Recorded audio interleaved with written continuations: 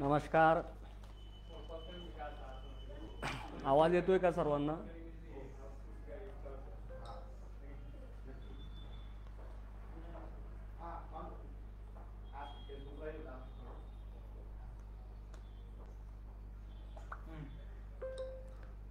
सर्व महाराष्ट्रातील शिक्षक बांधवांना माझी नम्र विनंती आहे, कृपया बांधवांनो, आज खरं तर एक महत्त्वाचा आणि इमर्जन्सी मी आज फेसबुक लाईव्ह येतोय.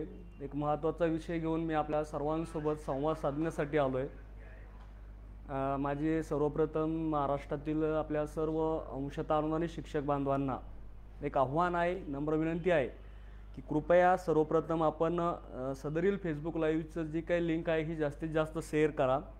आपल्या सर्व व्हॉट्सअप ग्रुपवर, फेसबुक ग्रुपवर आपण सर्वांनी ही लिंक शेअर करावी, जेणेकरून मला जे सांगायचं आहे ते महाराष्ट्रातील आपल्या सर्व वंचित शिक्षक बांधवापर्यंत जाईल आणि सर्वांपर्यंत आपला हा मेसेज जाणं अतिशय महत्त्वाचं आहे. म्हणून आज अतिशय तातडीने कुठलंही नियोजन नसताना फेसबुक लाईव्ह मी या ठिकाणी आलो आहे आणि ते येणंही खूप महत्त्वाचं होतं. त्यामुळे आपल्या सर्व शिक्षक बांधवांना माझी पुन्हा एकदा नम्र विनंती आहे की जास्तीत जास्त हा फेसबुक लाईव्ह आपण शेअर करावा.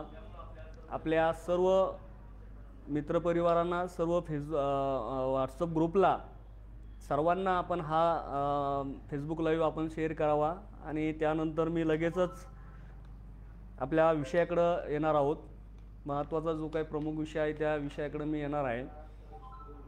आतापर्यंत जवळपास 29 शिक्षक बांधव लाईव्ह आले आहेत. जवळपास अजून अनेक बांधवांपर्यंत हा मेसेज गेला नाही, तरी माझे सर्व बांधवांना विनंती आहे, सर्वप्रथम आपण हा शेअर करावा, जेणेकरून आपल्या मूळ विषयाकडे आपण येऊ आणि तुमच्यासोबत थेट संवाद मला साधता येईल. बांधवांनो, आजचा फेसबुक लाईव्ह येण्याचा जो काही महत्त्वाचा विषय आहे तो आहे की मागच्या 2 दिवसापूर्वी मी फेसबुक लाईव्ह आलो होतो. त्या फेसबुक लाईव्हमध्ये सुद्धा मी आपणा सर्वांना हेच सांगितलं होतं की सगळ्यात महत्त्वाचं एवढंच आहे की आपला निर्णय झाला आहे. शासन आदेश 14 ऑक्टोबर 2024च्या रूपाने आपल्या हातात मिळाला. हुंकार आंदोलनाच्या माध्यमातून अतिशय 57 दिवस उन्हात, वादळात, पावसात आपण सर्वजणांनी योगदान दिलं आणि संबंध महाराष्ट्रातील सर्व शिक्षक, आमच्या मावल्या भगिनी असतील, या सगळ्यांच्या घामातून, परिश्रमातून, त्यागातून 14 ऑक्टोबर 2024चा शासन आदेश आम्हाला मिळाला.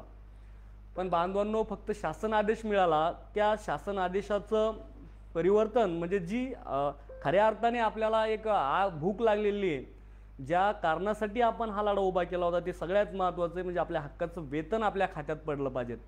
ते वेतन आपल्या खात्यात अद्यापपर्यंत आलं नाही आणि ते लवकरात लवकर आपल्या खात्यात कसं येईल यासाठी आपल्याला पुढील नियोजन आणि पुढील दिशा ठरवायची आहे.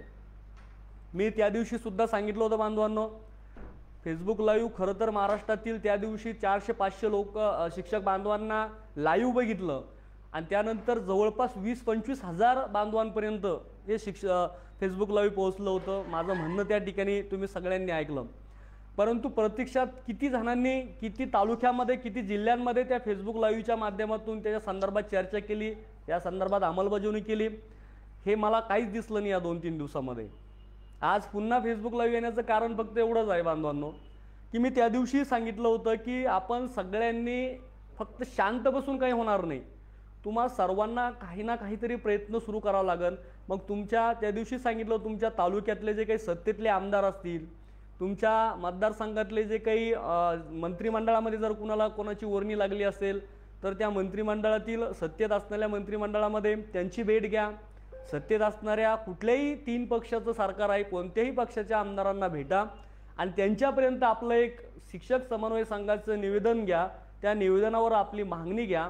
येणाऱ्या बजेट अधिवेशनामध्ये कुठल्याही परिस्थितीत या महाराष्ट्रातल्या 50,000 शिक्षक बांधवांचा जो अतिशय जिव्हाळीचा प्रश्न आहे, गेल्या अनेक वर्षांपासून, महिन्यांपासून या प्रश्नासाठी आमच्या सगळ्या बांधवांना आपलं रक्त आटवलंय, घाम गाळलाय आणि अनेक आंदोलन आम्ही त्यासाठी केले. त्या संदर्भात निर्णय झाला आहे. फक्त 20% काम त्याचं बाकी आहे आणि तो वाढीव 20%च्या पगारीसाठीचा जो महत्त्वाचा भाग असतो, जो निधी असतो, तो निधीची तरतूद, त्या निधीचं प्रोव्हिजन येणाऱ्या बजेट अधिवेशनमध्ये झालं पाहिजेत। त्या संदर्भात 2 दिवसापासून सन्माननीय अर्थमंत्री, या राज्याचे लोकप्रिय अर्थमंत्री आदरणीय अजितदादा पवार साहेब हे असं युक्तिमत्व आहे, यांच्यासारखं कामाचा जो हटुटा आहे, जो अभ्यास आहे, हे खरं तर कुठल्याच नेत्याकडे नाही आहे आणि प्रामाणिकपणे काम करणारं हे युक्तिमत्व आहे। त्यामुळं त्यांच्याकडून आपल्याला हे काम करायचं आहे, त्यांच्याकडून आपल्याला हा निधी मिळवून घ्यायचा आहे।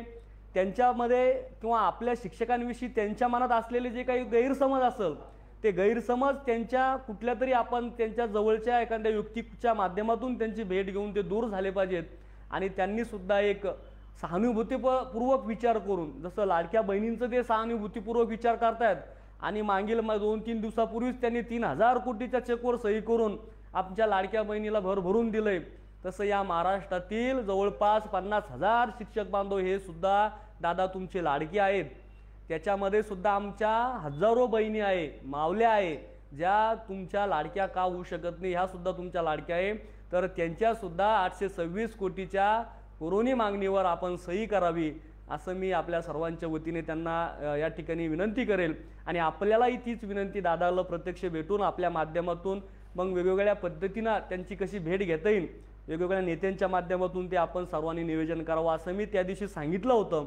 पण मला नाही वाटत अजून कुठल्या जिल्ह्यामध्ये अशा काही प्रोसिजर किंवा अशा पद्धतीने काही नियोजन सुरू झालं असं मला कुठंही त्या ठिकाणी फारसं दिसलं नाही। कारण फेसबुक लाईव्हच्या माध्यमातून तुमच्यासमोर येण्याचं कारण फक्त एवढंच आहे की आपण आता घरी बसून काहीच होणार नाही बांधवांनो, किंवा शाळेत बसून सुद्धा काहीच होणार नाही। तुम्हाला तुमचं घर, प्रत्येक जणाच्या पाठीमागं घर संसार आहे, अडचणी आहे, कामं आहे, हे तुमच्या मागं तेवढे आमच्यासुद्धा मागं आहेत। पण ह्या सगळ्या गोष्टी बाजूला ठेवून जर हक्काचा महिन्याचा 20% पगार जर तुम्हाला इथून पुढे घ्यायचा असेल आणि ह्या एरियस सहित जर घ्यायचा असेल, 19 महिन्याचं एरियस, जसं मागच्या वेळेस आपल्यावरती ताकदी तलवार फुटली झाली होती, जे कपात झाला होता, त्याची पुनरावृत्ती जर परत एकदा होऊ द्यायची नसेल तर बांधवांनो आता बाहेर पडल्याशिवाय पर्याय नाही। आम्हाला बाहेर पडावंच लागेल, आम्हाला याच्यासाठी फॉलोअप घ्यावाच लागेल। दुसऱ्याच्या खांद्यावर बंदूक ठेवून काम होणार नाही। जर तुम्हाला स्वतःचा पगार, स्वतःचा हक्क मिळवायचा असेल तर तुम्हा प्रत्येकाला याच्यासाठी वेळ द्यावा लागेल। मग वेळ फक्त जाणारा देऊ शकत नाही, एखाद्या वेळेस एखाद्या शाळावरच्या युक्तीला जाण्यासाठी तिथील असणारे लोक सुद्धा त्याला मदत करतात। मग जर 2 लोक तुमच्या शाळावरून जर जात असेल तर बाकीच्या लोकांनी ती शाळा सांभाळा, चांगल्या पद्धतीने सांभाळा, जेणेकरून संस्थेचे अध्यक्ष आणि मुख्याध्यापक तुम्ही गेलेल्या लोकांना त्रास होणार नाही। आणि सगळ्यांनी हे सहकार्य जर केलं तर निश्चितच आपल्याला येणाऱ्या बजेटमध्ये न्याय मिळू शकतो। घरात बसून काही होणार नाही बांधवांनो। त्यासाठी मी आव्हान केलं होतं की आजही आव्हान करतो की आपल्या तालुक्यातील, आपल्या मतदारसंघातील, आपल्या जिल्ह्यातील सगळ्या जे काही सत्तेत मंत्री असतील, आमदार असतील, त्यांची भेट घ्या, त्यांना निवेदन द्या, तुमचं घरानं त्यांच्यापाशी सांगा आणि बजेट अधिवेशनमध्ये आपल्या निधीचं प्रोव्हिजन कसं होईल या गोष्टी फक्त प्रामुख्याने त्यांना समजावून सांगा।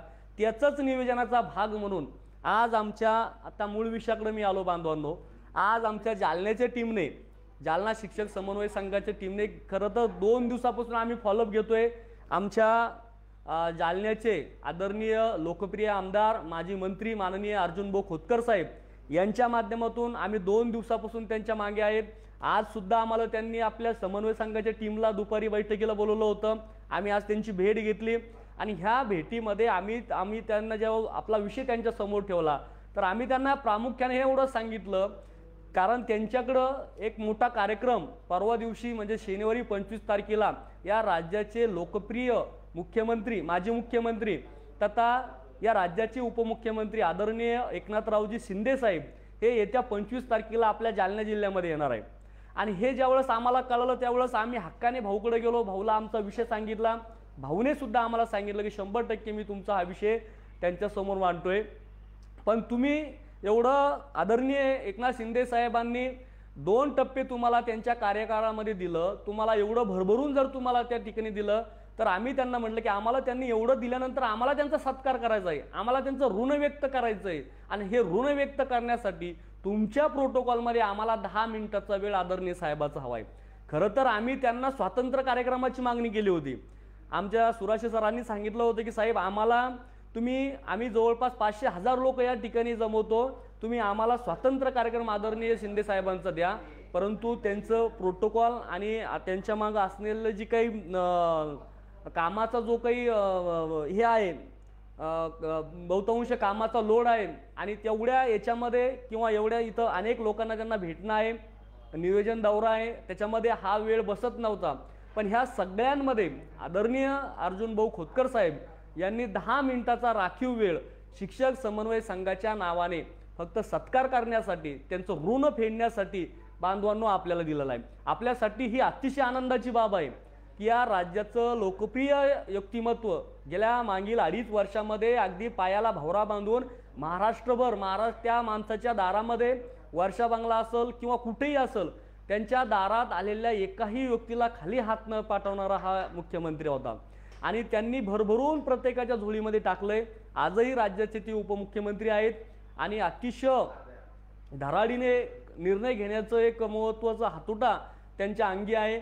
100% तुम्हाला सांगतो बांधवांनो, ह्या आपल्याला सगळ्यांना महाराष्ट्राच्या 50,000 शिक्षक बांधवांच्या वतीने त्यांचा आम्ही त्या ठिकाणी सत्कार, त्यांचं ऋण फेडण्यासाठी आम्ही प्रयत्न त्या दिवशी करणार आहोत. परंतु यासाठी आता आपल्याला आपण ज्या हक्काने त्यांना मागणी केली त्या हक्काने फक्त 10, 50 आणि 100 लोक तिथं उभा असून गरजेचं नाही. कारण लाभार्थी तर आपल्या जिल्ह्यामध्ये जवळजवळ 1,500 लोक आहे बांधवांनो. 1,500 शिक्षक बांधव आज प्रत्यक्ष आपण लाभार्थी आहोत. प्रत्येकाला 20, 40, 60% लाभ भेटलाय. त्या लाभार्थी आदरणीय एकनाथ शिंदे साहेबांच्या आशीर्वादामुळे आपण हे सगळे घेऊ शकलोय. आताही पुढचा 20% परत त्या ठिकाणी निधीची तरतूद ते करणारच आहेत. तीही आपण मागणी त्या माध्यमातून त्यांच्याकडे करणार आहोत की तुम्ही दिलाय, तुम्ही देऊ शकता, हे दातृत्व फक्त तुमच्यात आहे. तर याच्यामध्ये हा निर्णय तुमच्या नेतृत्वात झालेला आहे.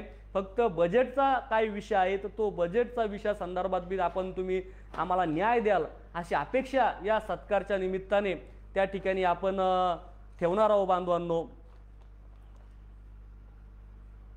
आणि हा जो कार्यक्रम आहे जालना या ठिकाणी कार्यक्रम होणार आहे 25 तारखेला शनिवारी आझाद मैदान जालन्याचं. बांधवांनो त्याचा असाल मुंबईला जालन्याचं, कारण आझाद मैदान म्हणल्यावर तुमच्या आमच्या सर्वांच्या डोळ्यासमोर फक्त मुंबईच दिसते. परंतु या ठिकाणी आझाद मैदानचं आणि आपलं अतिशय जिव्हाळाचं नातं आहे. आणि आझाद मैदानावर जेव्हा जेव्हा आपण एकत्र आलो तेव्हा आपल्या झोळीत काही ना काही मिळालंच आहे बांधवांनो. हा एक इतिहास आहे.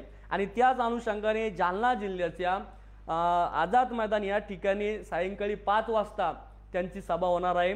या सभेसाठी माझ्या जालना जिल्ह्यातील मग भोकरदन तालुका असतील, जाफराबाद तालुका असेल, त्यानंतर जालना शहर आणि तालुका असेल, बदनापूर असेल, घनसावंगी, मंठा, परतूर, अंबड या 8ही तालुक्यातील माझ्या सर्व शिक्षक बांधवांना, माझ्या सर्व समन्वयकांना माझी हात जोडून विनंती आहे बांधवांनो, आपण सर्वांनी आम्हाला, आमच्या परिवाराला, आमच्या लेकराबाळाला हक्काचं 1160 कोटी देण्याचं काम या माणसाने केलेलं आहे. आणि त्या माणसाचं ऋण फेडण्यासाठी, त्या माणसाने दिलेल्या भाकरीला जागण्यासाठी या ठिकाणी आपल्याला 25 तारखेला त्या ठिकाणी त्या व्यक्तिमत्वाला भेटण्यासाठी, त्यांचं ऋण व्यक्त करण्यासाठी आपल्याला यायचं आहे.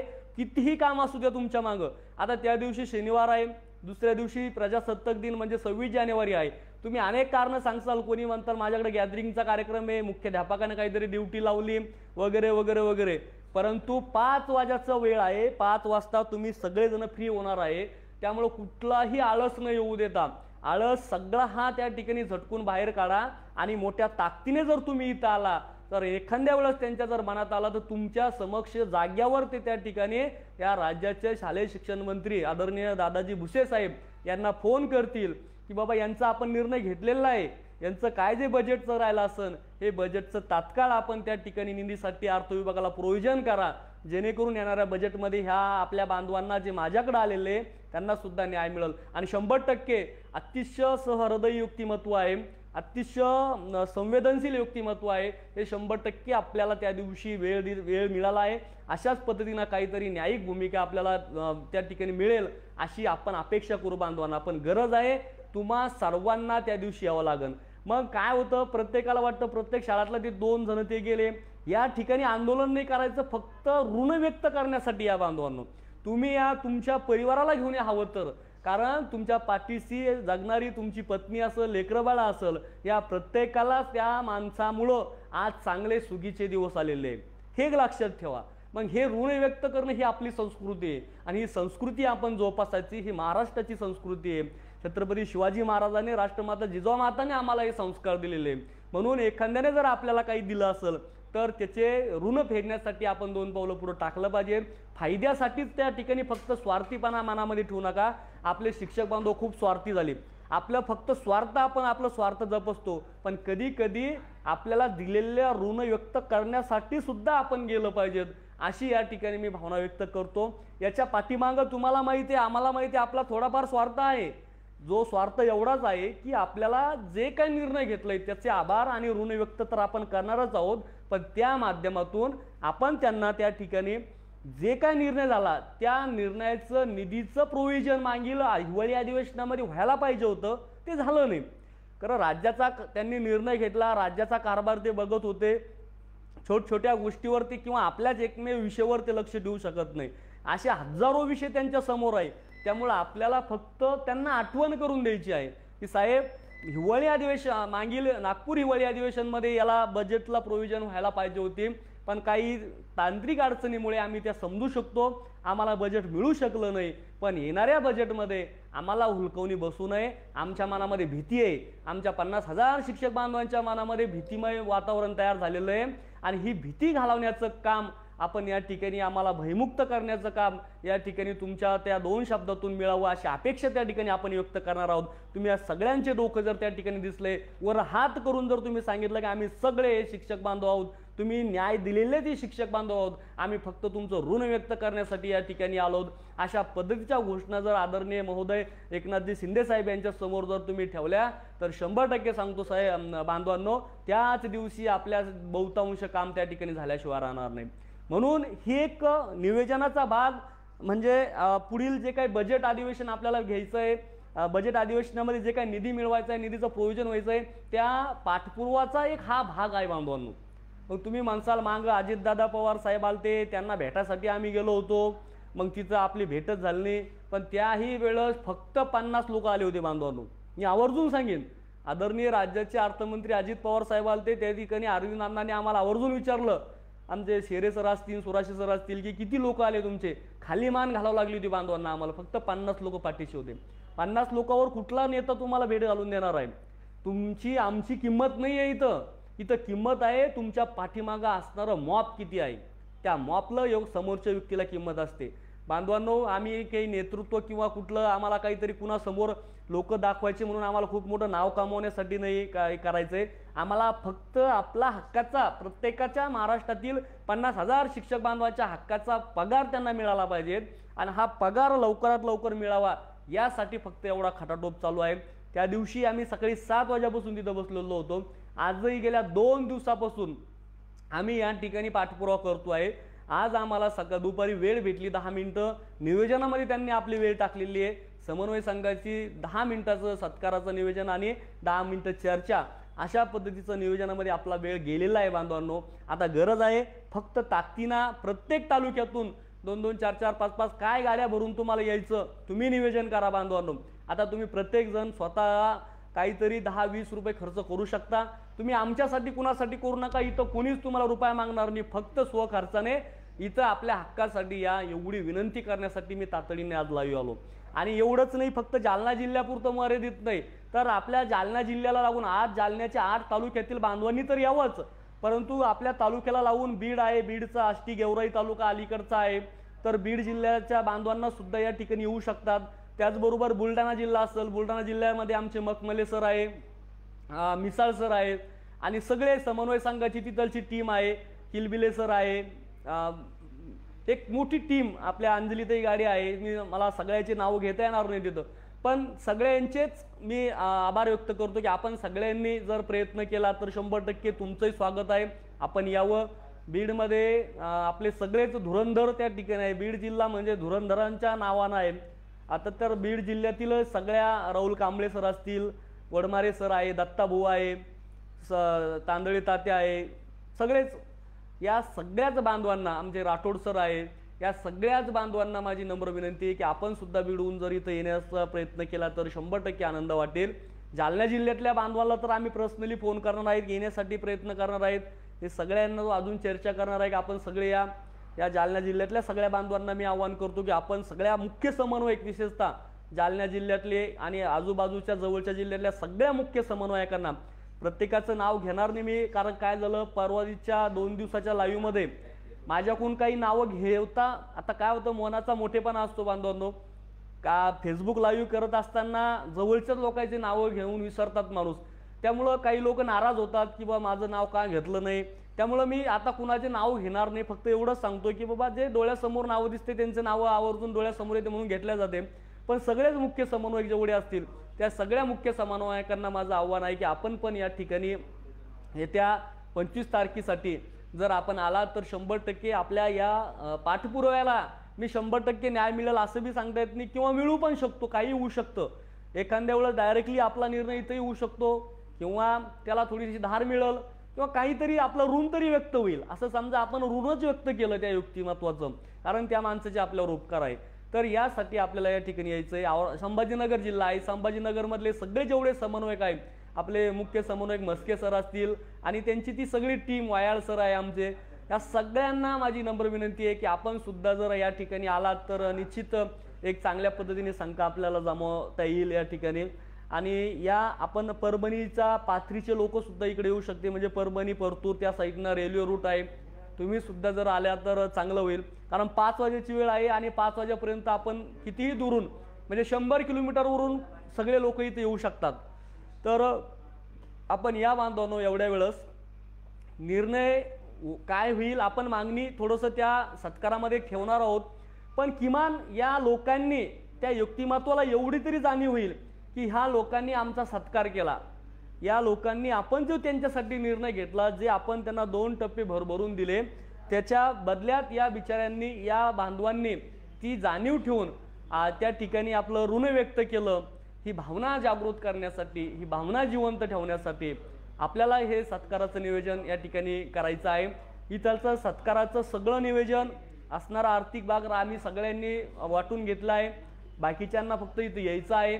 बाकीच्या तालुक्यातील सगळ्या शिक्षक बांधवांना, विशेषतः जालना तालुक्यातील शहरातील बांधवांना, सगळ्या अंशतः अनुदानित शिक्षक बांधवांना माझं आव्हान आहे की आपण सर्वांनी 25 तारखेला कुठलंही कारण न देता या ठिकाणी दिलेला जो वेळ आहे 5 वाजेची वेळ आहे, तर 5 वाजता आझाद मैदान, जालना येथील आझाद मैदान या ठिकाणी मोठ्या संख्येने आपण सर्वांनी उपस्थित राहायचं अशी पुनः एकदा मी आपल्या सर्वांना आवाहन करतोय. कारण जवळपास महाराष्ट्रामध्ये 5,800 शाळा आहे आणि 49,562 शिक्षक आहेत. या सर्व शिक्षक बांधवांना माझं आव्हान आहे की आपण सगळ्यांनी ज्या पद्धतीने नियोजन आज जालन्यामध्ये आम्ही केलंय, याच पद्धतीने आपण ज्या ज्या ठिकाणी जे जे काही तुमचे मंत्री असतील, आमदार असतील सत्तेतले, यांच्या तुम्ही भेटीगाठी घ्या, त्यांचं नियोजन, त्यांचं भेटण्याचं नियोजन करा आणि कशा पद्धतीने आपल्याला बजेट प्रोव्हिजन करून घेता येईल. या संच मान्यता विषय आहे आपला, आयुक्ताकडे संच मान्यता अजून प्रलंबित आहेत. मग आयुक्त संच मान्यता का देऊ शकत नाही, त्याच्या मागचे कारणे काय आहे, त्यासाठी सुद्धा प्रेशराईज आपल्याला करायचं आहे. मग त्यासाठी जे काही प्रेशराईज करायचं आहे ते प्रेशराईज आपण बजेट झाल्यानंतर करू, परंतु सगळ्यात महत्त्वाचं आहे बजेट होणं अतिशय महत्त्वाचं आहे.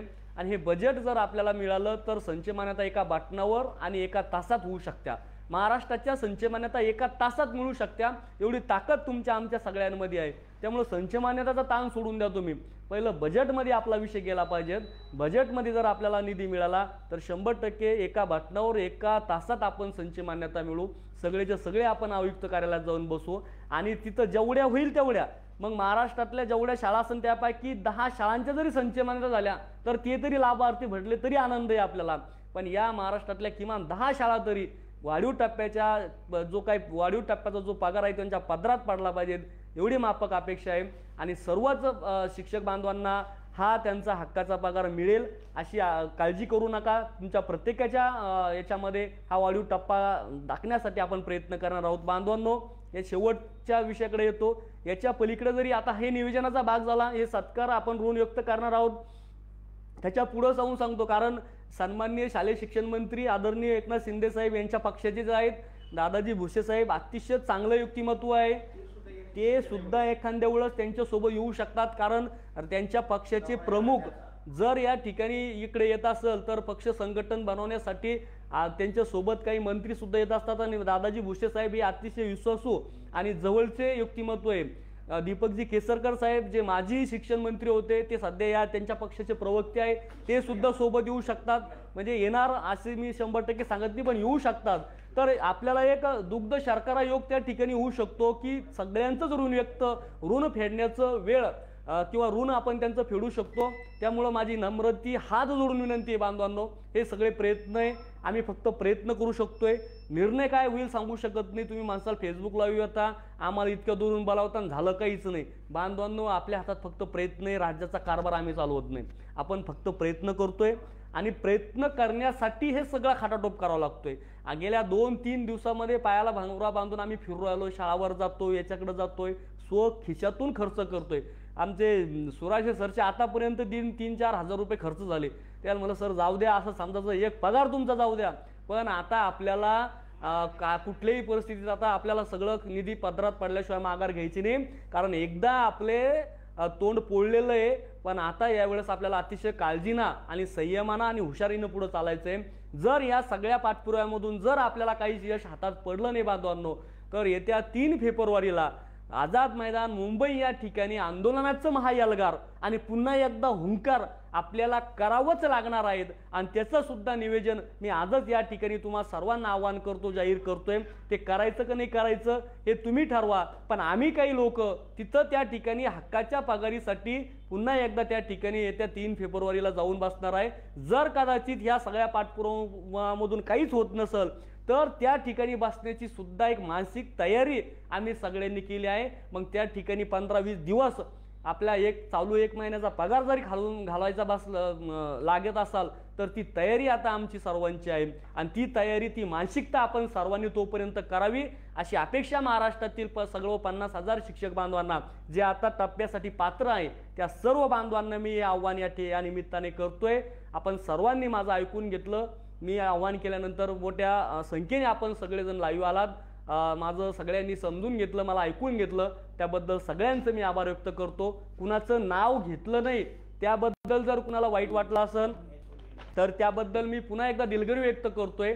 माझ्या समोर असणाऱ्या डोळ्यासमोर आणि ओठावर असणारे काही नावं मी घेतले, परंतु सगळे शिक्षक समन्वय संघ, सगळ्या शिक्षक समन्वय संघातले सगळे प्रमुख बांधव हे सगळेच महत्त्वाचे, मी कुणालाही नाव घेणार नाही। आणि सगळ्यात महत्त्वाचं मूळ विषयाकडे येतो की आपले सगळे लोकप्रिय शिक्षक आमदार, माझ्या सर्व शिक्षक आमदारांना सुद्धा हात जोडून विनंती आहे, सर्व शिक्षक आमदार आमच्या विक्रम काळे बापटातील 50,000 शिक्षक बांधवांच्या आर्थिक तरतुदीचा जो काही जिव्हाळ्याचा प्रश्न आहे तो आता तुमच्या हातात आहे। तुम्ही काय करता, सभागृहात गेल्यावर एक तुमची अशी चढाओढ लागते, मला प्रश्न विचारायचा, मला मुद्दा मांडायचा। तुम्ही हवं तर सभागृहात या निधी संदर्भात प्रश्न विचारू नका, पण तो निधी कसा त्या ठिकाणी पुरवणी मागणी येईल त्यासाठी आज तयारी करा, त्याची पूर्वतयारी, त्याचा पाठपुरावा शिक्षण विभागातून प्रोव्हिजन अर्थ विभागात झालं का, ती पुरवणी मागणी जून ते सन्माननीय शिक्षण सचिव जे काय आहे आपले त्या शिक्षण सचिव साहेबांनी त्या संदर्भाचं नियोजन केलं का आयुक्ताकडून जर माहिती जर माग होत असेल तर आयुक्तांनी यापूर्वीच माहिती दिलेली आहे। ॲक्च्युली जी पहिली फाईल त्या ठिकाणी पाठवली होती तीच फाईल जर रिन्यू करून जर तारीख बदलून पाठवली तर तरी ती फाईल त्या ठिकाणी जाऊ शकते। तर शिक्षण विभागातल्या हा सगळा जो काही पाठपुरावा आहे हा सन्माननीय राज्याच्या सर्व शिक्षक आमदारांनी करावा अशी माझी मनापासून आपल्या सर्व शिक्षक आमदारांना हात जोडून विनंती आहे, मार्ग असावा। आणि ईपीसीच्या बैठकीमध्ये या सर्व निधीची तरतूद करून घेण्याची जबाबदारी ही राज्यातील सर्व शिक्षक आमदारांवर आम्ही टाकतोय। आम्ही आता तुमच्या खांद्यावर मान टाकतोय, आम्हाला बाकी काही माहीत नाही। माझी महाराष्ट्रातील सर्व शिक्षक आमदारांना माझे हात जोडून विनंती आहे की आपण आता या ठिकाणी आमच्यासाठी, आम्ही तुमचे हे ऋण आयुष्यात विसरणार नाही की त्या ठिकाणी जसं मैदानावर तुम्ही आम्हाला साथ दिली, सभागृहातही तुम्ही आम्हाला साथ देता।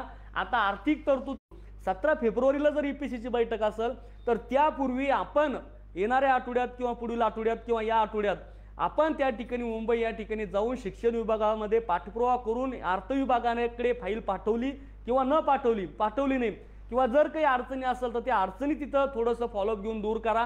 तुम्हाला जर काही मदत लागत असेल तर आम्हा सर्वांना बोलवा. आम्ही सगळे कामं सोडून तुमच्या पाठीशी तिथं तुम्हाला मदत करायला येतो. काय जे तुम्हाला मदत लागत असेल, कारण सगळ्यात महत्त्वाची बाजू तुम्ही, पण बाकीच्या काही गोष्टी शिक्षक आमदारांना विनंती आहे की तुम्हीच आता आमचे तारण हरवा आणि तुम्हीच आम्हाला आता खऱ्या अर्थाने येणाऱ्या EPCच्या बैठकीमध्ये ही तरतूद कशी होईल यासाठी आपण प्रयत्न करावेत. जर ती तरतूद झाली नाही तर हे महाराष्ट्रातील 50,000 शिक्षक उद्या तुम्हाला सगळ्याला विचारणार आहेत. आम्ही सगळे उद्या तुमच्या सगळ्यांच्या आपापल्या मतदारसंघातल्या विभागातल्या सगळ्या शिक्षक आमदारांच्या घरापाशी येऊन बसणार आहेत. आम्ही शिक्षण मंत्र्याकडे जाणार नाही आणि आम्ही तिकडं आता कोणत्या मंत्र्याकडे जाणार नाही. आम्ही तुमच्याच दारात येऊन बसणार आहे, कारण आमची तुम्ही लोकप्रतिनिधी, जबाबदारी ही तुमची आहेत. जर उद्या EPCच्या बैठकीत निधी आला नाही तर आम्हाला सर्वांना तुमच्या दारात येऊन बसावं लागणार आहे. ती वेळ आपण येऊ देऊ नये एवढीच आपण अपेक्षा करतोय. आपण नियोजन करावं एवढी पुन्हा एकदा विनंती करतोय. आणि जालना जिल्ह्यातील तथा आजूबाजूच्या सर्व ज्यांना शक्य आहे, बीड असेल, संभाजीनगर असेल, सिल्लोड भागचा तालुका असेल, परभणी असेल आणि बुलढाणा जिल्हा असेल, या सर्व शिक्षक बांधवांनी येणाऱ्या 25 तारखेला वार शनिवार रोजी आझाद मैदान जालना जिल्हा ताकदीने आणि विश्वासाने त्या ठिकाणी याल अशी माफक अपेक्षा करतो आणि या ठिकाणी थांबतो. जय हिंद, जय महाराष्ट्र, धन्यवाद.